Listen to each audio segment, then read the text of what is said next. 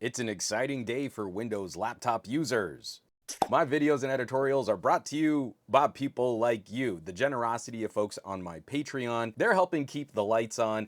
A little bit more about them later on in this video. It's AI Windows laptop day, and I feel like the AI is probably the least important part of all of these product announcements. When you've got the space for a desktop, you can put in all the bits and pieces that you want, and you don't have to worry about power as much. But when we're talking about portable computing, the viability of an ARM chipset has kind of been proven by the MacBook. And I've been showcasing other ways that we can displace laptop use by using really powerful smartphones that have things like desktop modes. I've been really excited about this after going hands-on with the Qualcomm X Elite processor. I got to go down to San Diego, check out all of the different test systems that Qualcomm was using for content creation and for gaming and for benchmarking. What I'd like to do is just kind of react to some of these announcements, go directly to the web pages. We can check out some of these systems and see if we can start maybe a trend, like some buying advice on what kind of systems might be right for which kinds of consumers. Starting us off, I think the first place that we should look for a Windows on ARM announcement is Microsoft. Microsoft recently announced refreshes to the Surface Pro and the Surface Laptop, but now we've got actual consumer pre-order pages built.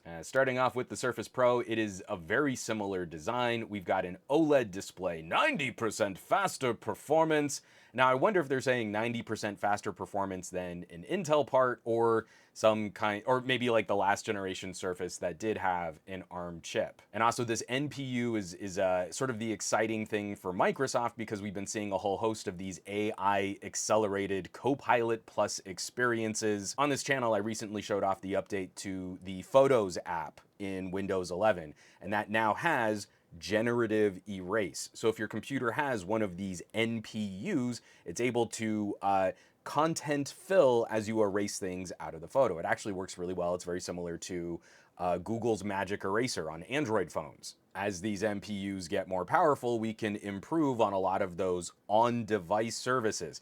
And this is the big confusion, I think, for a lot of consumers. What AI is really running up in the cloud on a data center, and what AI is really being processed on the device in your hands. We've got a lot of these aspirational statements on all of the manufacturers we're going to be taking a look at, but to do the impossible and scrolling through and getting a wraparound, the Surface Pro design is still one of my all-time favorites. And it's exciting to see an actual Pro tablet form factor with pen and touch support, a built-in integrated kickstand, a variety of different blade keyboards that you can pop on, and it's a full-fledged computer. It's not a mobile operating system device. Almost anything that you can install on an x86, an Intel or AMD powered computer, you'll be able to install on this too. I'm scrolling by a lot of this AI stuff because really that's going to be in the hand, unique to the consumer, whether or not these are the types of experiences that you really care about. I think the thing for me, what I really care about is a device that can run at a higher performance tier and use less battery life while also running quieter. And that's what the X Elite chip is. That's what I think is really exciting about the X Elite chip, is that it moves a tablet like this into a more iPad-like type of portability, but you're not sacrificing full operating system capabilities. It's pre-order launch day. This is what's pretty exciting. So if you go with the Surface X Plus with an LCD, it's starting at $899.99. If you want to step up to an OLED, that's going to start you off at $1,349.99. But let's just, I just want to configure a Wi-Fi X Plus. So this is not the most powerful Qualcomm chip, the X Elite. This is one of the things that I think is going to be really frustrating as we look at all of these different manufacturers. Qualcomm is putting out a series of chips. There's X Plus and X Elite, but within X Elite, there are also different tiers of performance. I know of at least 3 chips, the 84, the 80, and the 78. Something tells me a lot of these companies are only going to say things like 12-core processor, and then we're really not going to be able to tell which version of the X Elite or X Plus you're going to get. But we're starting off with the X Plus LCD display, and LCD surfaces have still been looking really good. They make you pick a color. I guess I'll pick black. Right now, I'm only picking Wi-Fi because any of these connected devices with 5G radios will be available later. And then the only option that we have is 16 gigabytes of RAM and 512 gig of storage. Microsoft starts their build configuration at $899.99. I've not selected anything that should be raising the price, but adding RAM and storage has now bumped up the price, and this is the pre-order sale price to $1,079.99. So now, if we go to the OLED and the more powerful chip, starting at 16,512, we're at $1,349.99. Then to go up to a terabyte of storage is $1,529.99. So that's a pretty big jump. That's over $400 more to go with the OLED instead of the LCD and to double the storage. Now, all of these systems, because of the way that an ARM chip works, I don't believe we've seen anyone detail that their laptops are going to have upgradable RAM.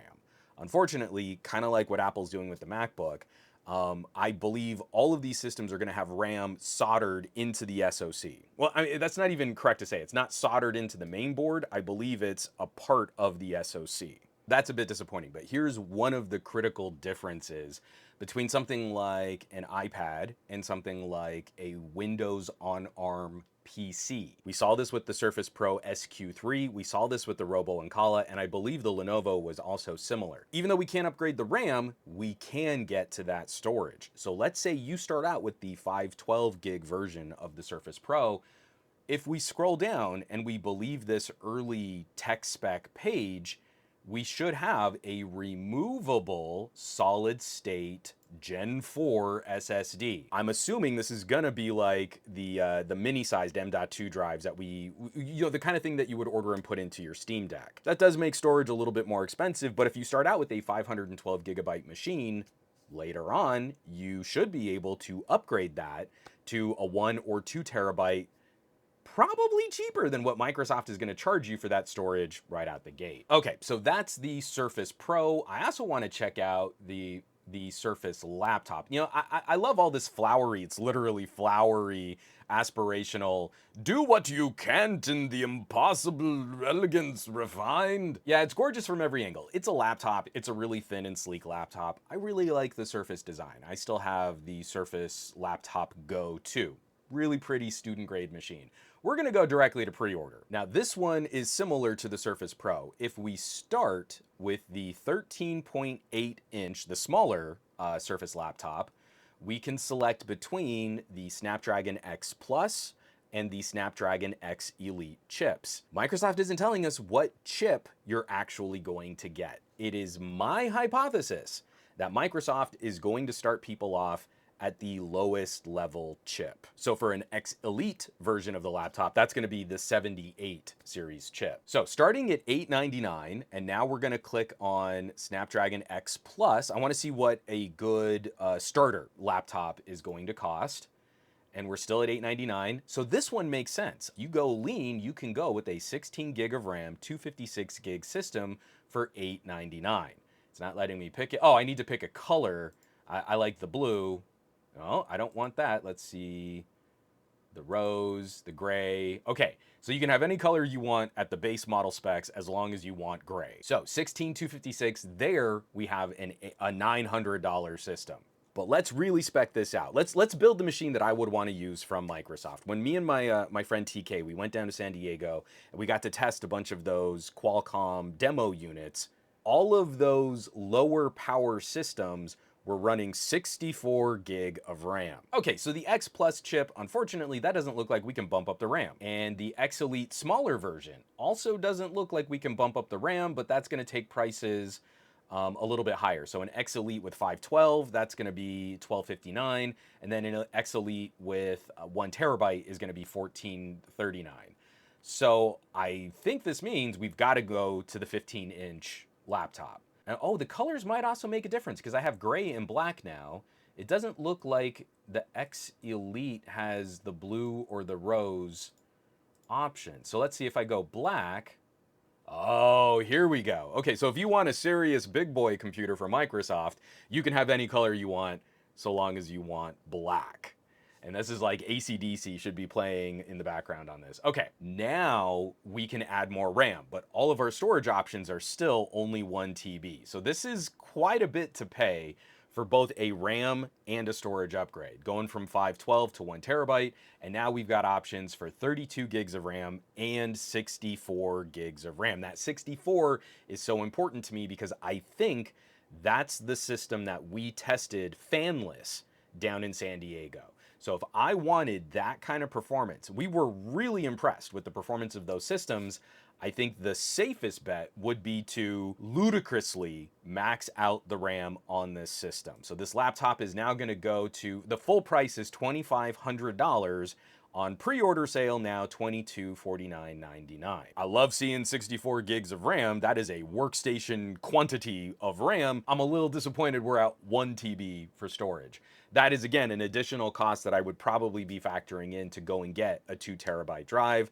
So long as Microsoft is being accurate that both the laptops and the Surface Pros are going to have removable and upgradable storage. Okay, so that's Microsoft. That's a good place to start. We've got 2 versions of the Surface Pro. We've got 2 sizes for the Surface laptop. That is a good, healthy spread of different products, different solutions, and different price points. Moving on, we're gonna hit HP.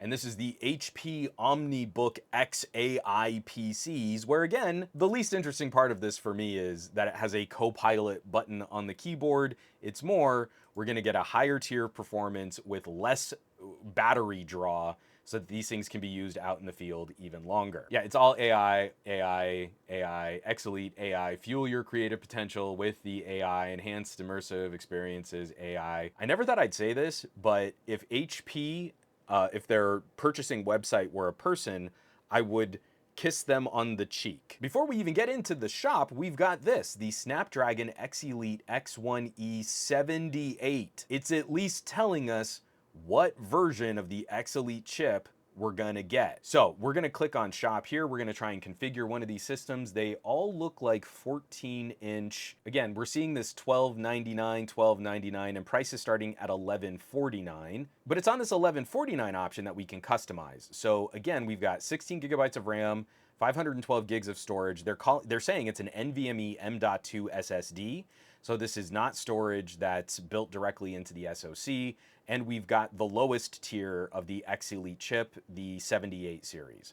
So let me see, customize and buy. Let me see if we can actually bump this up. They get a little nitpickier here, where we didn't have this option, I don't think, on the Microsoft products. We can bump up to Windows 11 Pro instead of Windows 11 Home. We do have a $150 option to move up. So this one's confusing to me. This is the X Elite 78. It's up to 3.4 gigahertz and 12 cores, up to 3.4 gigahertz and 12 cores. Oh, I'm sorry. Okay, so I didn't see that. We don't have an option to change processor. This is our processor, graphics, and memory. That's a lot to put under one subcategory here. So we're stuck with the 78, but we can jump up to 32 gigs of RAM. There is no option for 64. They all have the same 14-inch display. And then we've got options to move.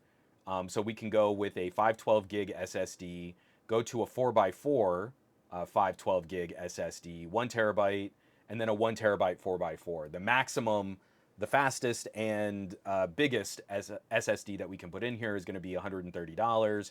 And then we've got a whole bunch of technical support and extended care services. We're not going to mess with any of that. We get a whole whopping, like, I think it's a 1 month. Yeah, 1 month free Adobe trial. Ooh. That's some good spending right there. And then we can also spruce up the Bluetooth and Wi-Fi. So Wi-Fi 6E is included in that price, or we can spend another $10 and get Wi-Fi 7. I think you should spend the $10 there.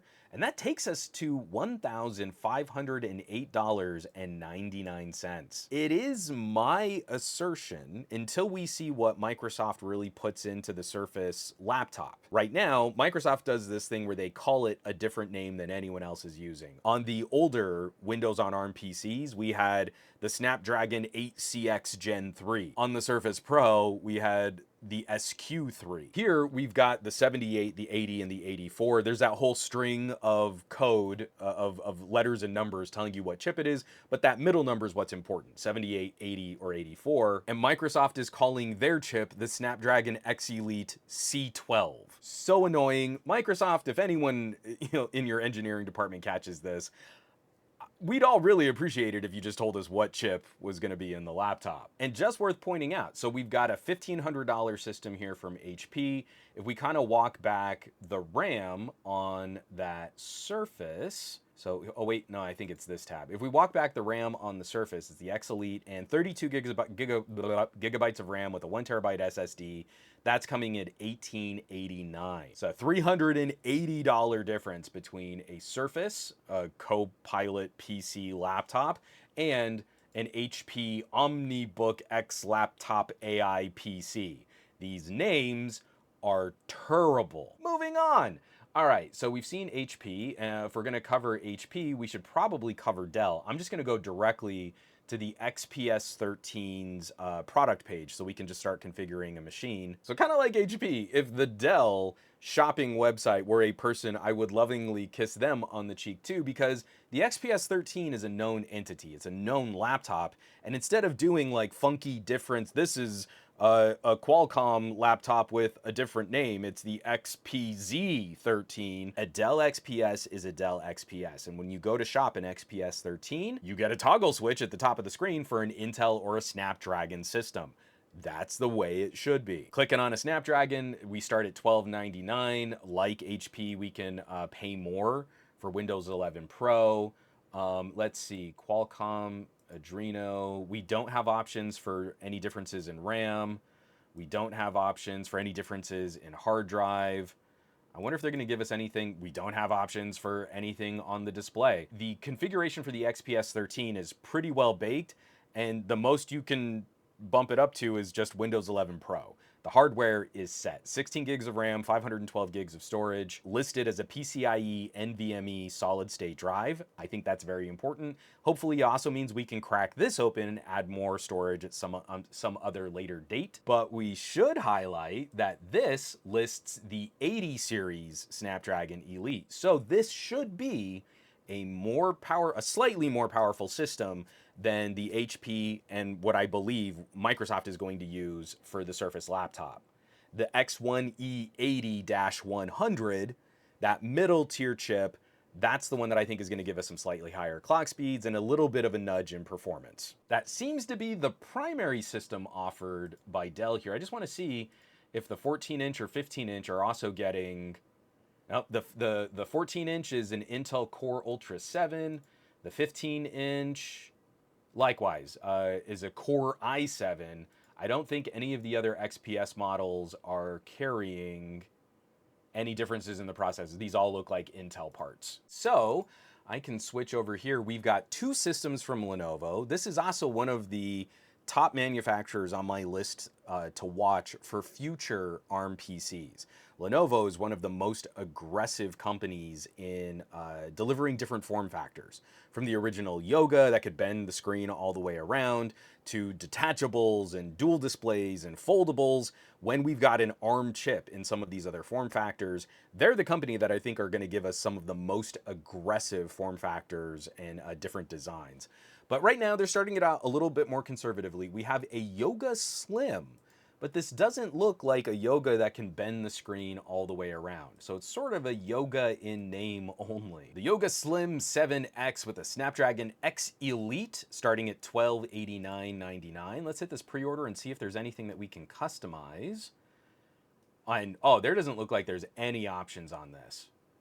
We get Windows 11 Home. We get the, they do list, it is the 78. I'm so happy to see these other manufacturers where Microsoft won't tell us what this chip is. You should know what you're buying, especially when you're pre-ordering stuff.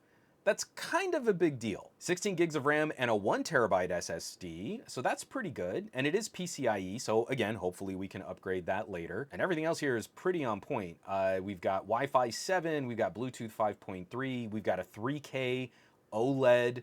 This is a solid looking system. And again, opposite where we were with the Surface, really the advantage is becoming What manufacturers are letting us upgrade the RAM. 16 gigabytes of RAM has been for a while a nice step up amount of RAM. I think the bare minimum for kind of a mediocre experience on Windows, you can get by with 8 gigabytes of RAM, but it's not nice. 16 gigabytes now becomes sort of that nicer, more fluid experience. You don't have to worry about Chrome eating up all of your RAM if you have more than 3 tabs open. But the tricky thing about leaning into AI, if you think you might be interested in some of these other AI tools and these AI plugins and these AI features, AI eats up RAM. It's similar to what we've seen on a number of phones. One of the reasons why is because how much information AI will need to access and then reference and then store when you're doing some of these AI models, that goes directly into your RAM. So unfortunately, now I think 16 is gonna be kind of lean. Once you hit Copilot and it's hitting the MPU and the MPU is thirsty for information, that information is going to live in your RAM. Well, if you only have 16 gigabytes of RAM and 16 gigabytes of RAM was good for a Windows operating system, now I think 16 gigabytes of RAM is gonna start to feel a little painful if you're really digging into that AI. But this is not the only Lenovo. Oh, no, no, no, no. We also have a ThinkPad, and this thing looks real good. It's also real spendy. The ThinkPad T14S Gen 6. I'm getting a little hot under the collar here. Oh, got all the seamless connections, fortify your digits, secure, it's got a dazzling display, all the stuff. We know it's gonna be real cool. All right, here's our spec sheet. Snapdragon X Elite with Qualcomm Orion 12 cores. I am so disappointed that Lenovo isn't listing in the tech specs. This is. Let's shift over. Let's see if we hit the pre-order, if it's going to tell us in the pre-order what chip this is using. Here we go. So it's the 78. This is a beefy system, but we're not getting the top of the line chip. So we're building in the extra $60 for Windows 11 Pro. We are stepping up to 32 gigabytes of RAM. And they say it's soldered, but again, I really feel it's just a part of the SoC, not that it's like RAM that is literally physically soldered into a motherboard. That's not the most important distinction. Got a 1 terabyte SSD. This it steps us down to an IPS display, and it's actually a lower resolution than the screen on the Yoga. But again, this is going to be a more business grade machine. A warranty 3-year on-site. The Yoga is warranty 1-year courier or carry in. I gotta say, just as like an actual honest reaction in this moment, that makes me a little sad. I was hoping to see $2,700 that we were going to be stepping up into something a little bit more workstation-y. We know that there's a build of the X Elite that has a power management curve that's different than what we tested.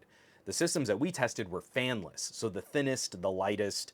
That was really important for Qualcomm to show off sort of what they felt the base level performance of the X Elite would be, and we thought that was really impressive, let alone knowing that there's a version of the chip that's meant to be actively cooled. So when the chip runs hot, it's going to run fans, just like an Intel or an AMD part. I was hoping to see a ThinkPad that was using one of those higher tier chips with active cooling so that we could see maybe an even higher tier of performance. $2,700, we're even stepping outside of the Microsoft tax, where the Surface laptop looks like kind of a better buy than what Lenovo is putting out here, unless you're talking about corporate use, that IT department use where you need to have kind of an executive machine and it needs to come with 3 years of more white glove kind of service. For someone like me, a mobile content creator, that's not really gonna be the big hook for me. I'm gonna want a better performance per price. Okay, now checking out a couple other companies here. We also got announcements from Asus, and I don't believe I see any type of pre-order page, but this is the Vivobook S15. If I remember correctly from their YouTube presentation, their starting price with 16 gigs of RAM and 512 gigs of storage was going to be around $1,200 or $1,300. AI, super thin and light, but I do like the port selection here on the Asus, full-size HDMI. We got a 3.5 millimeter headphone jack. It was always stupid to remove that from tablets and phones. It's strong. I know you all were worried. Worry not. The Asus is strong. Smell isn't everything. All right, slim, strong, sophisticated. It's an all-metal body design. Up to 75 total tops, up to 45 watt. Asus, so I don't think it's telling us. It just says X Elite processor and lightning fast 32 gigs of RAM. If this is a $1,200 machine with 32 gigs of RAM and a terabyte of storage, that's a monster price for this system to come in. If it's also what looks like it's running one of the more powerful variants of the X Elite. So let's see, number 5, maximum RAM capacity may vary according to device configuration. Maximum SSD capacity may vary according to device configuration. So I can't configure any of these devices. I'm gonna try one more thing here just to look. Switch to the US website. Oh! It literally just updated right now. I've been setting up this video for a little while and it was not here. So we do have, okay, so this is actually pretty good. I'm sorry. I know you just watched me watch a website. So here, let me click back into the screen. This is from the Asus eStore now. This just fired up while I was recording this video. And we've got, let's see, a 3K display. That's really good. It's an OLED. That's really good. 16 gigabytes of RAM, I don't love that, but a spacious 1 terabyte SSD. It just says 12-core processor with a Qualcomm Adreno GPU. But for 16 gigs of RAM and a terabyte of storage, now we're at $1,300. $1,300, Asus just came out swinging. I would say opposite some of the HP and Dell systems, different configurations, if you want one of the prettiest displays on a laptop and you want a good amount of storage space, that's a pretty good combo, and that's coming in roughly the base model price for a lot of these other systems and configurations. I mean, even includes Windows Hello. I mean, even the webcam is a pretty decent spec, and they're claiming it's mil standard 810H for drop and shock resistance. Now, one of the other companies that announced, of course, as a competitor, sort of as a lower price system, we have the Swift 14 AI from Acer. But again, I don't see any, like, I just refreshed this. I don't see any like where to shop or where to buy. I have no idea what the pricing on this is, but they're boasting Wi-Fi 7, environmental impacts. AI stuff is nifty, I guess. It's a really lightweight design, same MPU tops performance, 45 tops, Wi-Fi 7. It's got security and privacy built in, but I don't know what that means. Oh, so it looks like they're going to be offering options with either the Snapdragon X Plus or the Snapdragon X Elite. One of the things I think is kind of interesting, if we look at the difference between the X Plus and the X Elite, is really just kind of a difference in CPU design. It looks like our GPU and NPU are really similar. ARM architecture, but it doesn't say what ARM chip it is. They do talk about the 70 watt hour battery, 30% power efficiency over the Apple M2 Max, but I guess that's what they're kind of comparing against in terms of performance. I don't know. And memory and storage. So it looks like it's up to 32 gigs of RAM and up to 1 terabyte SSD.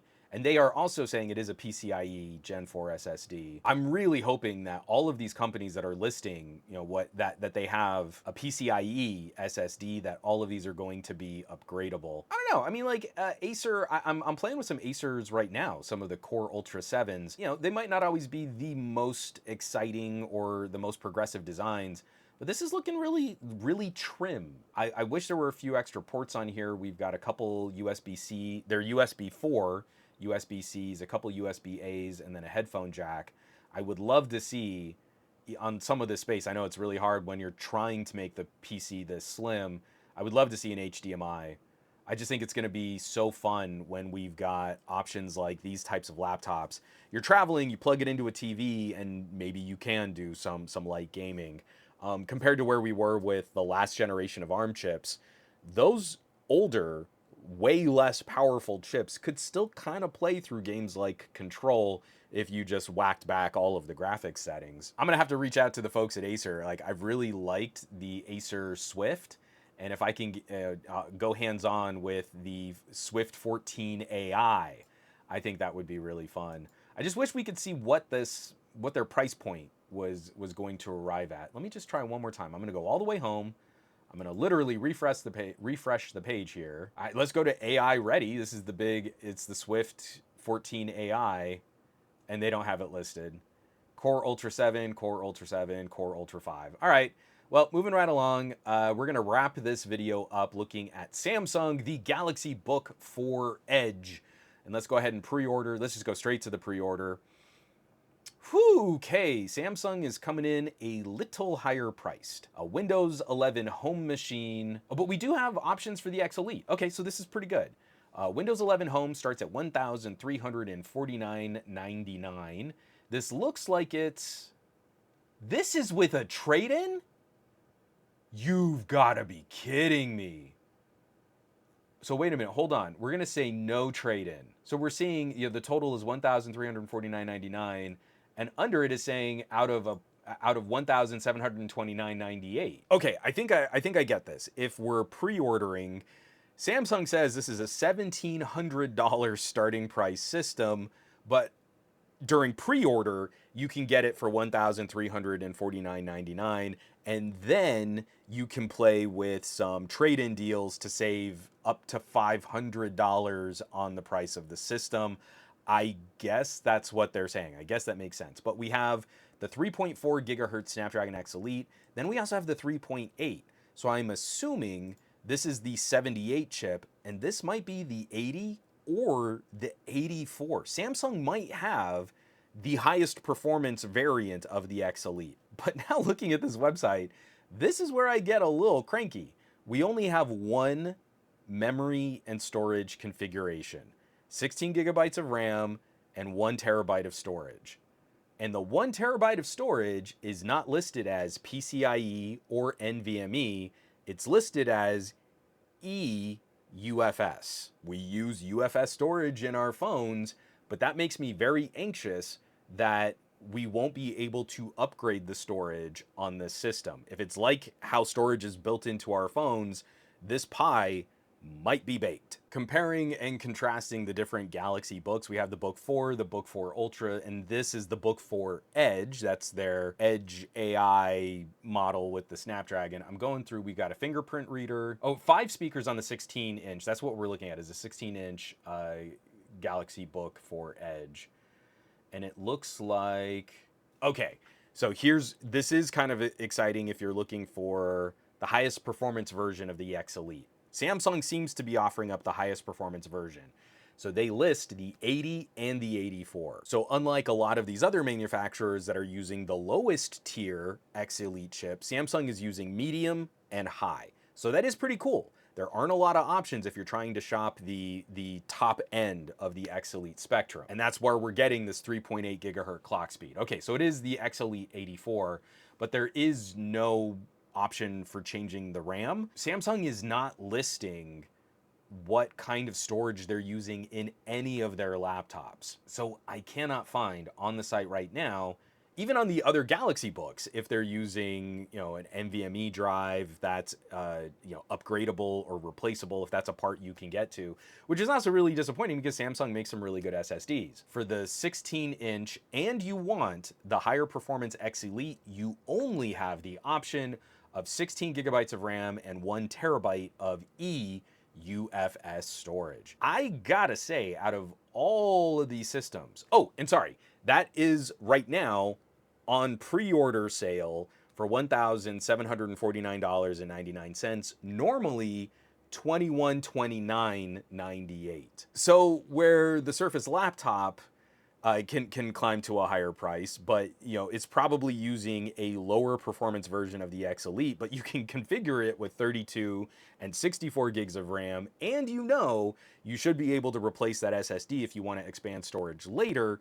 It looks like Samsung is baking this configuration, and if you don't buy it on a pre-order or if you don't have a good trade-in, out of all the systems and configurations, I kind of feel the least whelmed by Samsung. I think there's probably going to be a lot of really cool stuff in the build, and I'm sure the Samsung display is going to look gorgeous, but against something like the Vivobook from Asus, maybe even the XPS if you kind of like that XPS style, or the Surface laptop itself, doubling or quadrupling the amount of RAM, I think that's actually going to make a bigger impact on system performance than having the highest clock speeds. So that was a ton of talking, and my voice, I'm about to blow out my voice again. I'm gonna go ahead and wrap this up here. Folks, I am super excited about this next wave of Windows laptops. I've been preaching ARM chips for consumers for so long, and it seems like we're finally here at a tangible place where these systems make sense, the software is a bit more robust, it's a bit more mature, and now we get the benefits of systems that can run longer on battery power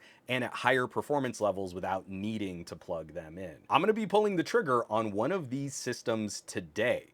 Maybe a Lenovo, maybe a Microsoft Surface laptop, try and reach out to my friends at Asus, like, can I get in on a pre-order for that Vivobook? I'm not entirely sure. Which system would you pick up today if you were shopping a new laptop and you wanted to try something Windows on ARM? If you wanted to try something Qualcomm X Elite. I can't tell you in this video now which one I'm gonna buy today, but the first people who are going to figure that out are the folks on my Patreon. That's patreon.com/SomeGadgetGuy. A huge thank you to all of the people that support over on that Patreon as they help keep this channel running. They keep all of these videos and editorials a-flowing. They get early access to my articles and videos and reviews. They get specific production diaries. I'm gonna be giving them the behind the scenes look as I shop for one of these systems. As I choose one of these systems, they'll be the first people to know. And they'll also get the first look at my performance testing when one of these laptops is in-house and I can finally start running it through its paces. Patreon.com/SomeGadgetGuy. These folks are basically the coolest in the universe. They're really fun to hang out with, so I hope you'll check them out. And of course, a huge thank you to everybody who supports their favorite YouTube content creators. If you're subscribing to our channels or sharing our videos, I cannot thank you enough for helping to spread these kinds of conversations, because we know YouTube algorithms ain't helping us out at all. All right, folks, you know where you can find me around the rest of the internet, at SomeGadgetGuy, basically everywhere. But these days, I'm trying to spend a bit more time on the Mastodons, a little less so on the Facebooks and the Instagrams, and definitely not on the Twitters. And I will catch you all on the next video.